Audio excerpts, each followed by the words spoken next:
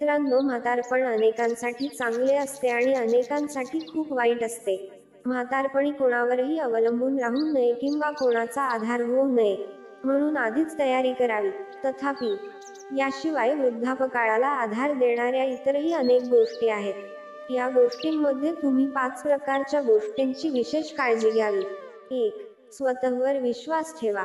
एखाद्या व्यक्तीला वृद्धापकाळात असहाय्य आणि दुर्लक्षित वाटण्याचे कारण म्हणजे त्याचे रोग आणि अहंकार आहे. त्याला असे वाटते की आता लोक त्याचे ऐकत नाहीत आणि त्याच्यावर विश्वास ठेवत नाहीत.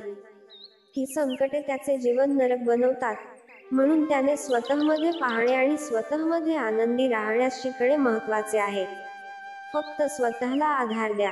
मोबाईल, लॅपटॉप, टीव्ही किंवा अनावश्यक वस्तूंपासून दूर राहा. चांगले विचार आणि स्वभाव ठेवा. 2. आरोग्य हा सर्वात मोठा आधार आहे. वृद्धापकाळात तुमचे आरोग्य ही तुमची सर्वात मोठी संपत्ती आहे. आहारातील नियम माहीत नसणे आणि व्यायाम न करणे हे तुमच्यासाठी घातक ठरणार आहे. हे शक्य आहे की तुमचे पोट वेळेपूर्वी वाढले आहे आणि तुमचे केस पांढरे झाले आहेत. तुम्हाला वेळेआधीच थकवा येऊ लागला असेल आणि तुमच्या चेहऱ्यावरील चमक निघून गेली असेल. पण या सगळ्यामुळे तुम्हाला काय फरक पडतो? कारण तुम्ही एक बेजबाबदार व्यक्ती आहात.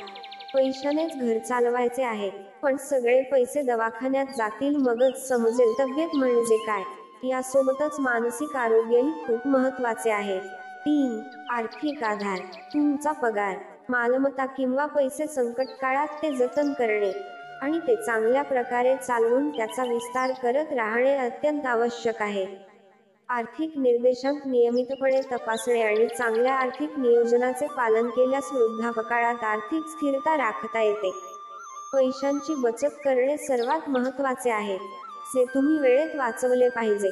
अनावश्यक खर्च करू नका आणि शोसाठी अजिबात खर्च करू नका. 4. जोडीदाराचा आधार. जोडीदारासोबत आपले नाते प्रेमळ असावे. त्याची काळजी घेणे आणि त्याचा आदर करणे महत्त्वाचे आहे. प्रत्येक संधीवर त्याची बाजू घेणे महत्त्वाचे आहे. म्हणून त्याचा किंवा तिचा कोणत्याही प्रकारे अनादर करू नका. कोणाच्याही समोर त्याचा किंवा तिचा अनादर करू नका, कारण शेवटी तो किंवा ती तुम्हाला उपयोगी पडणार आहे. 5. मुलांवर संस्कार. तुमची मुलं तुमची आहेत. तो तुमचा आधार नसून त्याचे संस्कार आणि त्याची मुले तुमचा आधार बनतात. जर तुम्ही तुमच्या मुलावर कोणतेही संस्कार केले नसतील तर त्याच्याकडून सहकार्याची अपेक्षा करू नका. संगोपन हे बीज आहे ज्याचे नंतर झाडात रूपांतर होईल आणि तुम्हाला सावली किंवा फळ देईल. मित्रांनो, व्हिडिओ आवडला असेल तर व्हिडिओला लाईक करा आणि व्हिडिओ कसा वाटला ते देखील कॉमेंट करून कळवा. आणि अशाच नवनवीन व्हिडिओसाठी आपल्या चॅनलला सबस्क्राईब करा. धन्यवाद.